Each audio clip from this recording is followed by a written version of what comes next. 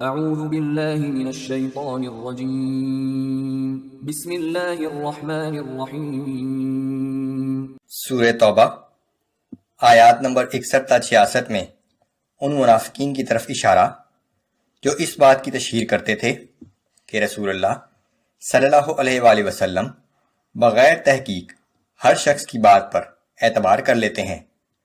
منافقین کا اندیشہ کہ کہیں ایسی صورت نہ نازل ہو جائے جو ان کی منافقت ظاہر کر دے۔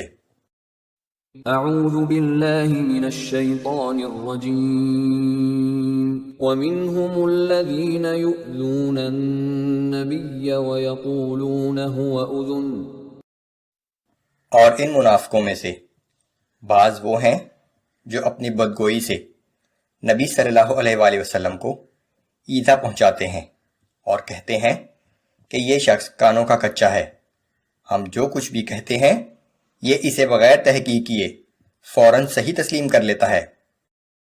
قل اذن خیر لکم یؤمن باللہ ویؤمن للمؤمنین ورحمۃ للذین آمنوا منکم۔ آپ کہہ دیجئے کہ نبی صلی اللہ علیہ وآلہ وسلم کا یہ رویہ تمہاری بھلائی ہی کے لیے ہے، وہ اللہ پر ایمان رکھتا ہے اور مخلص مسلمانوں کا یقین کرتا ہے، اور تم میں سے جو اپنے ایمان کا اظہار کرتے ہیں ان سے مہربانی کا برتاؤ کرتا ہے۔ والذین یؤذون رسول اللہ لهم عذاب علیم۔ اور جو لوگ اللہ کے رسول کو ایذا پہنچاتے ہیں ان کے لیے دردناک عذاب ہے۔ یحلفون باللہ لکم لیرضوکم۔ اے مسلمانوں، یہ منافق لوگ تمہارے سامنے اللہ کی قسمیں کھاتے ہیں تاکہ تمہیں راضی کر لیں۔ واللہ ورسولہ احق ان یرضوہ ان کانوا مؤمنین۔ اگر یہ لوگ واقعی مومن ہیں تو جھوٹی قسمیں کھانے کے بجائے انہیں اللہ اور اس کے رسول کو راضی کرنا چاہیے کہ وہ اس کے زیادہ حقدار ہیں۔ أَلَمْ يَعْلَمُوا أَنَّهُ مَنْ يُحَادِدِ اللَّهَ وَرَسُولَهُ فَأَنَّ لَهُ نَارَ جَهَنَّمَ خَالِدًا فِيهَا ذَلِكَ الْخِزْيُ الْعَظِيمُ۔